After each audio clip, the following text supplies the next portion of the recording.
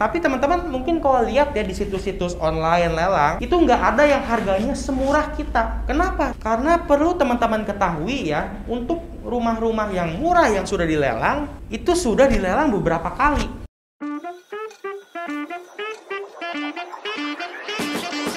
Ini merupakan fakta dan data NPL. Nah, teman-teman ada yang tahu nggak sih apa itu NPL, teman-teman?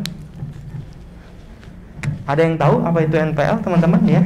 Ini NPL sebenarnya kepanjangan dari ya non performing loan. Nah, ini atau disebut ya kredit macet, teman-teman. Nah, jadi sebenarnya teman-teman ya, kredit macet ini selama setiap orang beli rumah dengan sistem KPR itu setiap tahun pasti kredit macetnya naik atau turun? Naik, teman-teman. Nah, jadi disitulah peluang kita ya, bahwa bisnis ini sebenarnya properti itu akan selalu ada. Yang menentukan kesuksesan kita adalah apa? Jam terbang di lapangan, teman-teman, dari tahap negosiasi dan lain sebagainya ya. Oke. Dan ternyata teman-teman ya, kredit macet itu yang saya tahu itu ada 3 jenis, teman-teman. Yang pertama itu ada rumah, kemudian ada motor, dan dia ada mobil, teman-teman. Ya. Kebetulan saya di sini ya mainnya rumah. Kenapa? Karena kalau misalnya saya beli rumah kemudian nggak laku ya tahun depan harganya naik, teman-teman. Kalau mobil motor gimana, Pak? Ya saya biasa kurang minat, teman-teman. Kenapa ya? Setahu saya ini menyusut ya, gitu. Jadi NPL ini kredit macetnya ada 3 ya. Dan sebenarnya cara pembelian properti ini, teman-teman ya, cuman ada 3 ternyata, teman-teman. Yang dimana pembelian ini dari zaman mungkin tahun lalu sampai sekarang ya dia pembeliannya seperti itu terus, teman-teman. Jadi nggak berubah pembeliannya. Berbeda ya mungkin sama ilmu-ilmu yang zaman sekarang, mungkin ilmu teknologi ya, ilmu digital. Itu dia setiap tahun pasti ada yang namanya update ilmu. Ya.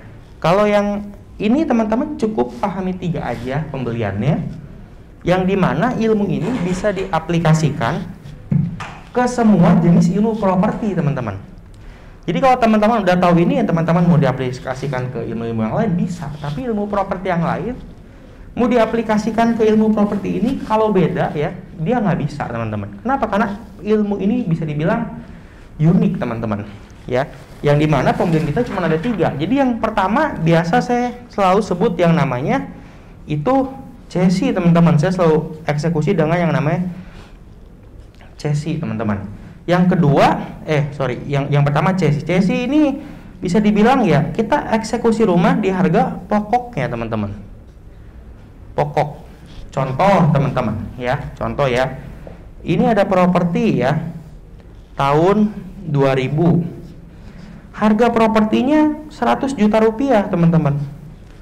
Nah, biasanya kalau kita mau agunkan ke bank, kita dapat pencairan berapa persen sih? Ada yang tahu nggak, teman-teman?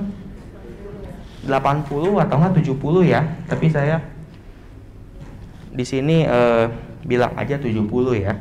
Nah, berarti sisanya ini siapa yang bayar? 30% ini. Orang yang mau maju KPR, teman-teman. Ya.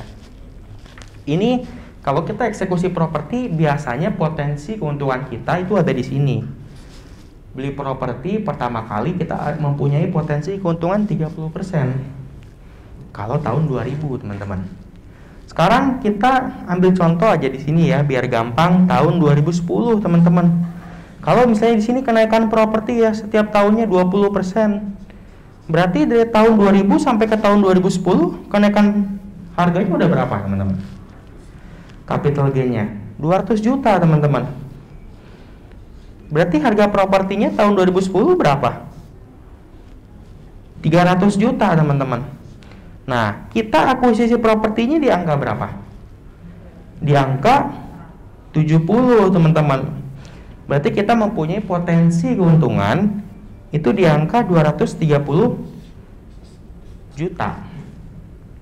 Ini yang dinamakan kita akuisisi properti dengan skema A teman-teman ya. Mau bunganya besar, mau bunganya 1 miliar ya. Tapi kalau kita akuisisi dengan skema A, yaitu dihapuskan. Kita cuma akuisisi di pokok.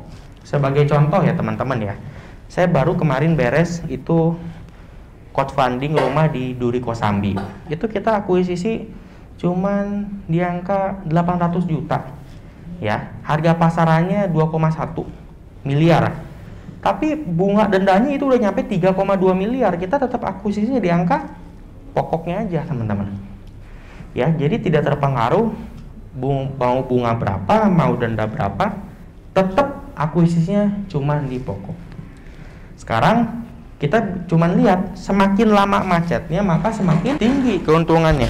Oke, nah dari skema ini ada teman-teman yang mau ditanyakan?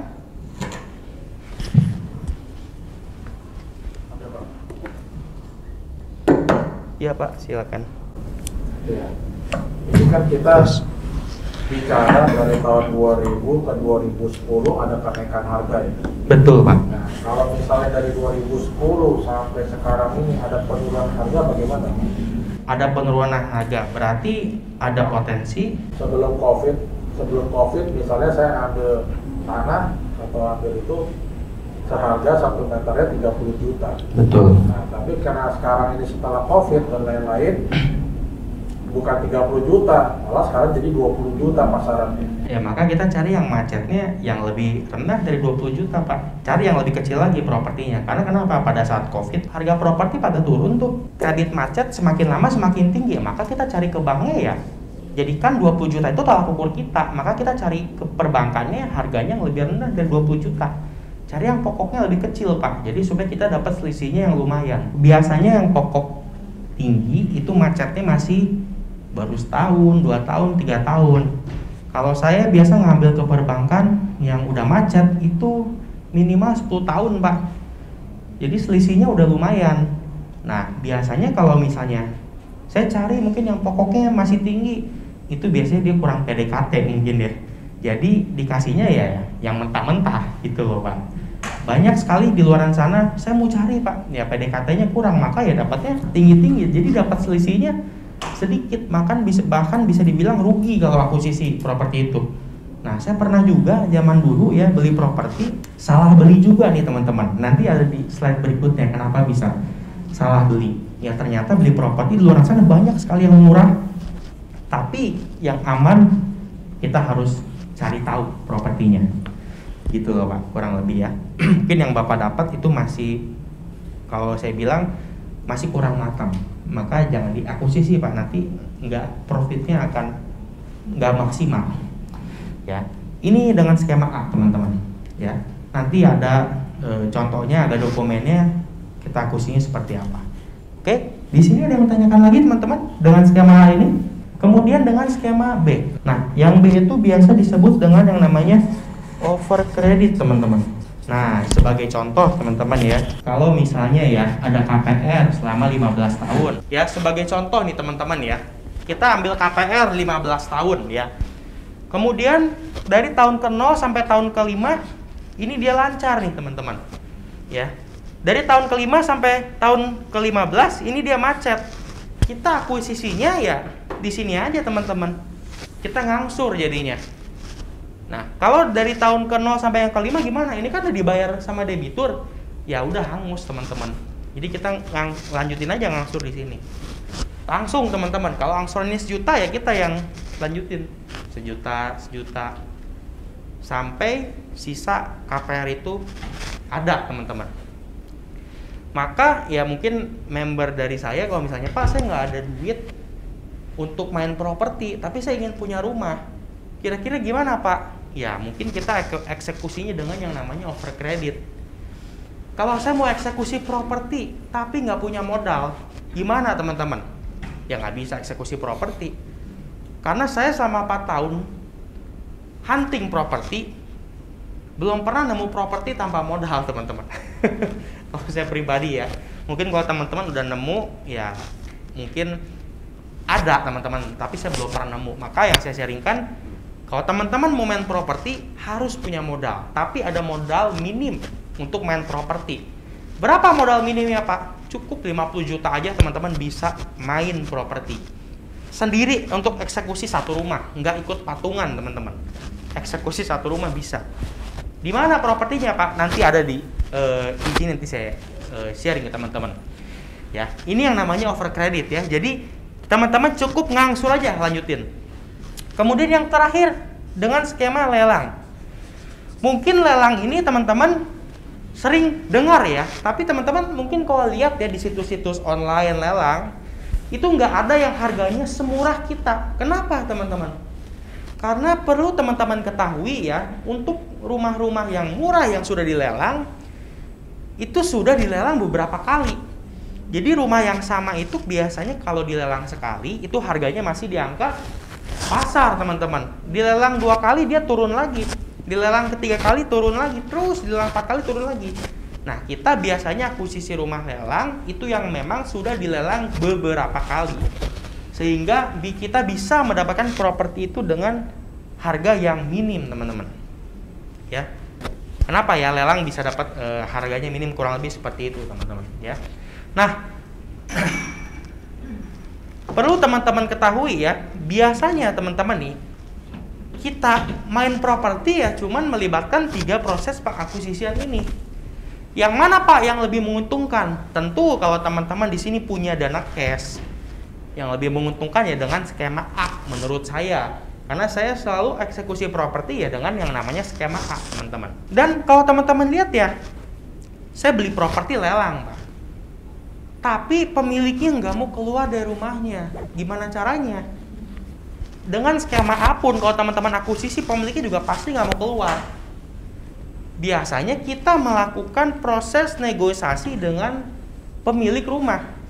Sehingga apa teman-teman? Ketika kita datang, pemilik rumahnya udah oke, ya udah kita baru eksekusi. Kita biasanya memberikan kompensasi namanya teman-teman. Kompensasi itu bisa berbentuk uang tunai, ya. Bisa kita belikan rumah yang kecil kalau asetnya besar ya.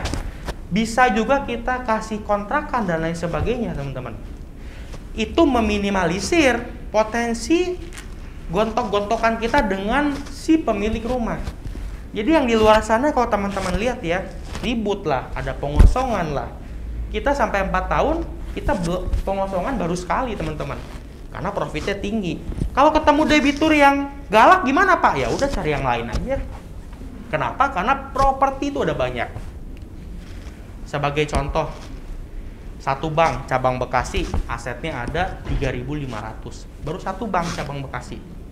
Belum bank-bank yang lain. Jadi teman-teman nggak perlu takut kehabisan karena sebenarnya ya properti setiap tahun dia akan terus naik. Kalau setiap orang eksekusi dengan skema KPR teman-teman. Kalau macet ya, kalau nggak macet gimana Pak? Jangan kita akuisisi. Kita cari properti yang memang sudah matang teman-teman. Ya, jadi kita eksekusi properti itu dengan 3 skema ini teman-teman.